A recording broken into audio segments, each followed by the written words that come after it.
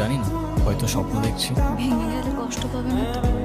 সেটা তো জানি না, তুমি যেটা বলবো সেটাই। ভালোবাসো আমাকে? আচ্ছা, তুমি তোমার ওয়াইফকে কতটুকু ভালোবাসবে? অনেক ভালোবাসবো অবভিয়াসলি, সেটার বলতে। আর কতটুকু সম্মান করবে? সম্মান ছাড়া ভালোবাসার ডেফিনেশন কোথায়?